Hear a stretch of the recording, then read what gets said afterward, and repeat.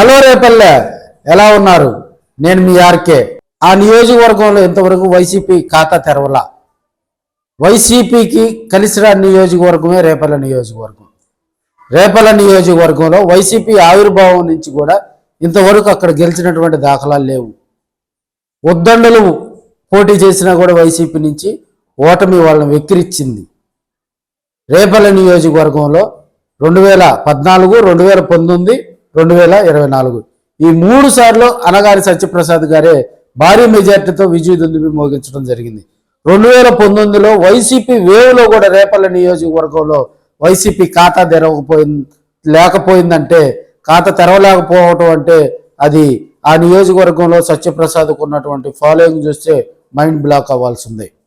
అక్కడ 2009లో కాంగ్రెస్ పార్టీ తరఫున కూడా మోపుదేపి వెంకటరమణ ఇదే అనగాని సత్యప్రసాద్ గారి మీద కూడా గెలవటం జరిగింది.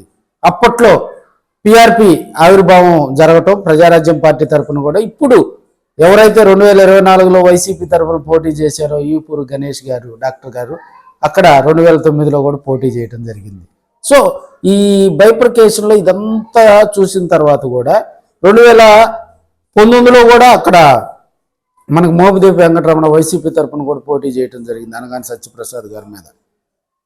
ఆ వేవ్లో కూడా ఆయన ఓటమి చవి చూడటంతో మనకి జగన్మోహన్ రెడ్డి గారు ఆయనకు రాజ్యసభ అవకాశం కల్పించినా కూడా ఆయన తెలుగుదేశం పార్టీలో కూడా చేరడం జరిగింది. ఇప్పటి వరకు ఖాతా తెరవనటువంటి రేపల్లె నియోజకవర్గం మీద కూడా జగన్మోహన్ రెడ్డి ఒక ప్రత్యేకమైన ప్రణాళిక సిద్ధం చేసినట్లు కూడా తెలుస్తుంది.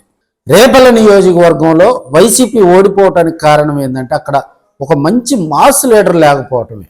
అనగాని సత్యప్రసాద్ గారు లాంటి ఒక మంచి మాస్ లీడరు ప్రజలకు ఏ ఇబ్బంది వచ్చినా కూడా వాళ్ళకు అండగా ఉండి వాళ్ళ సమస్యలు పరిష్కరించే లీడర్ని వైసీపీ అక్కడ పెట్టకపోవటమే పెద్ద మైనస్గా కూడా తెలుస్తుంది.